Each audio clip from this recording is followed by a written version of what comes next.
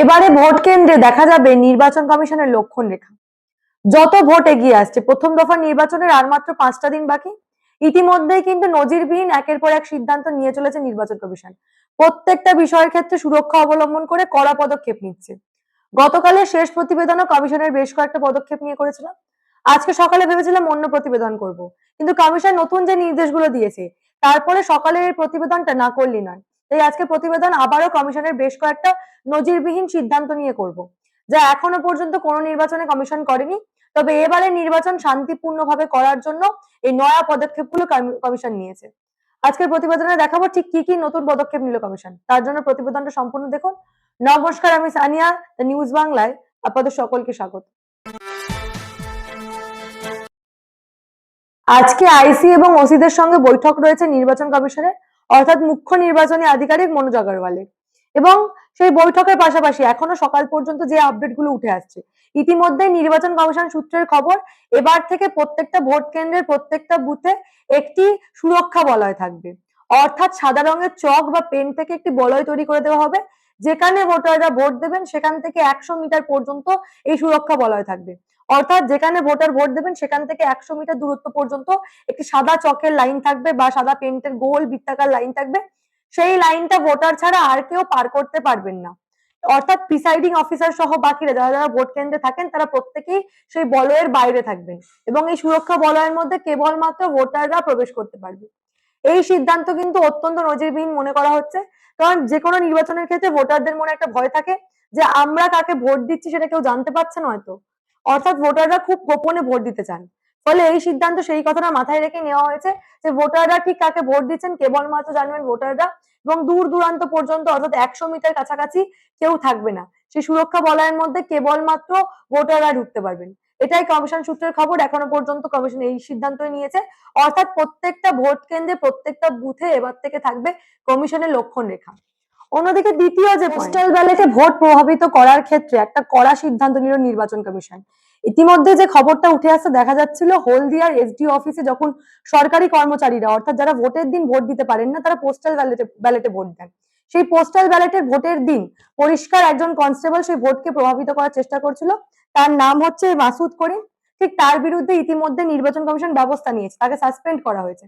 এবং কেবল যে সাসপেন্ড করে দিয়ে কথা শেষ তা কিন্তু নয়, পূর্ব মেদিনীপুরের ভবানীপুর থানায় ইতিমধ্যে এই মামলায় এফআইআর রুজু হয়েছে।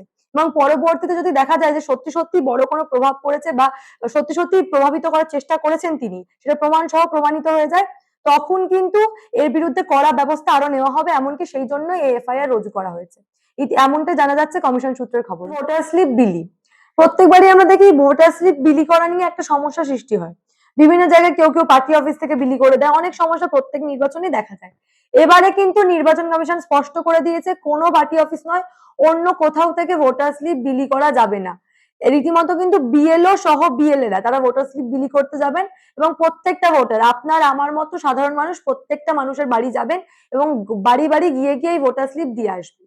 অন্য নির্বাচনের ক্ষেত্রে এতদিন আমরা দেখতাম যে এই ভোটার স্লিপ বিলি করার ক্ষেত্রে কেবলমাত্র দায়িত্ব থাকতো বিএলএদের। তবে এবার কিন্তু বিএলএরা কিছু করবেন না, বিএলএরা কেবলমাত্র সঙ্গে থাকবেন, কিন্তু গোটা প্রক্রিয়াটা নজরদারি করবে বিএলওরা, তারাই কিন্তু ভোটার স্লিপ বিলি করবে। নির্বাচন কমিশনের আগেই এই কথাটা বলে দিয়েছিলেন। তবে এবারে আবারও স্পষ্ট করে দিলেন যে যদি একটা ভোটার বাড়িতে না থাকে, অর্থাৎ ধরুন আমার বাড়িতে গেল তারা ভোটার স্লিপ দিতে, এবার আমি হয়তো বাড়িতে নেই, আমার বাড়িতে কেউ নেই, তাহলে কি আমি ভোট দিতে পারবো না? একদমই নয়। আমি যদি বাড়িতে না থাকি এবং যখন তারা স্লিপ দিতে গেছে তারা যদি স্লিপটা না দিতে পারে, পরবর্তীতে ভোটের দিন আমি ভোট কেন্দ্রে যাব, আমার ভোট কেন্দ্রে, এবং সেখানে গিয়ে আমি প্রিসাইডিং অফিসারকে জানাবো যে আমি বাড়িতে ছিলাম না বলে আমি স্লিপ পাইনি। সেই ক্ষেত্রে আমার সমস্ত নথি যাচাই করে দেখবে সেই প্রিসাইডিং অফিসার, এবং নথি যাচাইয়ের পর আমাকে ভোট দেওয়ার সুযোগ করে দেবে। এমনটাই কিন্তু নির্বাচন কমিশন স্পষ্ট করে দিয়েছে। অর্থাৎ যদি বাড়ি বাড়ি গিয়ে ভোটার স্লিপ বিলি করতে গেল এবং সেখানে যদি আপনি না থাকলেন, আপনি যদি ভোটার স্লিপ পেলেন না, তাহলে কিন্তু ভয়ের কোনো কারণ নেই। পরবর্তীতে কিন্তু আপনি ভোট দেওয়ার সুযোগ পাবেন, ভোটের দিন আপনি ভোট দিতে পারবেন, কোনো সমস্যা হবে না। আবারও কিন্তু নির্বাচন কমিশন স্পষ্ট করে দিয়েছে। অন্যদিকে তৃতীয় পয়েন্টটাও কিন্তু অত্যন্ত গুরুত্বপূর্ণ। পরিষ্কার দেখা যায় যে এই যে নির্বাচনের ক্ষেত্রে যারা বারংবার সমস্যা সৃষ্টি করেছে, অর্থাৎ এর আগের যে নির্বাচনগুলো পশ্চিমবঙ্গে হয়েছে সেই নির্বাচনগুলির ক্ষেত্রে যারা সমস্যা সৃষ্টি করেছে, আগে যাদের বিরুদ্ধে বিভিন্ন ঘটনা ঘটানোর অভিযোগ রয়েছে, সেই মানুষগুলোকে বিভিন্ন কারণে আবারও হুমকি দেওয়ার জন্য গ্রেপ্তার করা হচ্ছে। এই যে কদিন আগে নির্মল দত্তকে গ্রেপ্তার করা হলো, তৃণমূলের প্রাক্তন কাউন্সিলর নির্মল দত্ত, তাকে গ্রেপ্তার করা হলো। কিন্তু ইতিমধ্যে দেখা যাচ্ছে যে কমিশন গ্রেপ্তার করলেও বিভিন্ন ক্ষেত্রে কোনো কড়া ব্যবস্থা পরবর্তীতে আর কমিশন নিচ্ছে না। এই অভিযোগও কিন্তু বারংবার উঠে আসছে। তবে কমিশন কিন্তু স্পষ্ট করে দিয়েছে যে এই ধরনের ঘটনা ঘটালে কিন্তু কমিশন এবার থেকে ব্যবস্থা নেবে। এমনকি প্রয়োজনে, যেটাকে আগেও কমিশন বারংবার করেছে, আবারও কমিশনের তরফে সেটাই পরিষ্কার করে দেওয়া হয়েছে যে প্রয়োজনে যারা এই ধরনের ঘটনা ঘটাচ্ছে তাদেরকে কিন্তু জেল হেফাজতে রাখা হতে পারে। যদিও এই বিষয় নিয়ে বিভিন্ন অভিযোগ রয়েছে, বিরোধীরা বারংবার বলছেন যে কমিশন গ্রেপ্তার করলেও পরবর্তীতে আর কোনো কড়া পদক্ষেপ নিচ্ছেন না, এমনটাই কিন্তু ইতিমধ্যে বিরোধীরা বারংবার অভিযোগ করছেন। এই বিষয় নিয়ে শুভেন্দু অধিকারী কি বলছে একবার শুনুন। চলছে যে গ্রেপ্তার হলো, অনেকেই তো ধমকের জন্য গ্রেপ্তার হয়ে জামিন এগুলো আটকে রাখতে হবে ভোট পর্যন্ত। আজকে শুনছি ওই দত্তাবাদে ধমক দেওয়া নির্মল দত্ত, তাকে নাকি পুট আপ দিচ্ছে। এদের ভোটের আগে পর্যন্ত বের করতে দেওয়া যাবে না, আটকাবেন যদি আটকে রাখুন, ভোটের পরে ছাড়বেন। অর্থাৎ শুভেন্দু অধিকারীর একই বক্তব্য, যদি কাউকে গ্রেপ্তার করা হয় এই ধরনের উস্কানি বা ভয় দেখানোর জন্য, তাহলে কিন্তু সেই কেন্দ্রে নির্বাচন পর্যন্ত জেল হেফাজতে রাখা উচিত, তবেই একটা কিছু করা সম্ভব, নইলে মানুষের মনে কিন্তু ভয়টা থেকেই যাবে। অন্যদিকে আরো যে বিষয়, যে কমিশন একের পর এক সিদ্ধান্ত নিচ্ছে, এই ভোটার স্লিপ বিলির ক্ষেত্রে আমার মনে একটা ছোট্ট প্রশ্ন রাখছে। যেহেতু বাড়ি বাড়ি গিয়ে ভোটার স্লিপ দেওয়ার কথা, ফলে একটা বড় কেওয়াস কিন্তু পরবর্তীতে হতেও পারে।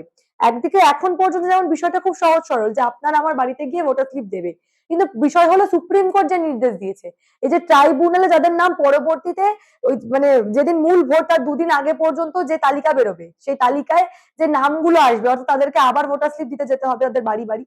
ফলে আবারও একটা কেওয়াস হওয়ার সম্ভাবনা রয়েছে, যেহেতু এত যদি কিছু সংখ্যক মানুষের নামও ভোটার তালিকায় যোগ হয়, তাদের প্রত্যেকের বাড়ি গিয়ে ভোটার স্লিপ দিতে হবে। এবার সেই ক্ষেত্রে কতটা কাজ বিএলও এবং বিএলএরা করতে পারবে সেটাই কিন্তু দেখার। ফলে সেখানে ভোটার স্লিপ নিয়ে একটা কেওয়াস হতে পারে, এবং যদি তারা তখন ভোটার স্লিপ না পান, পরবর্তীতে কিন্তু আবার ভোট কেন্দ্রে গিয়ে ভোটার মানে প্রিসাইডিং অফিসারকে বললে তারা ভোট দেওয়ার সুযোগ পাবেন ঠিকই, কিন্তু সেই ক্ষেত্রে একটা কেওয়াসের সম্ভাবনা হলেও হতে পারে, এমনটা কিন্তু আমার মনে হয়। এই বিষয় নিয়ে আপনারা কি ভাবছেন? সত্যি সত্যি কি কমিশন এখনো পর্যন্ত যে নিদর্শন রাখার মতো যে সিদ্ধান্তগুলো নিচ্ছে, এগুলো কিন্তু এবারের নির্বাচনে সত্যি সত্যি প্রভাব ফেলতে পারবে? সত্যি সত্যি কি পশ্চিমবঙ্গে এত সুরক্ষা বলয় রাখার পর শান্তিপূর্ণ নির্বাচন হবে?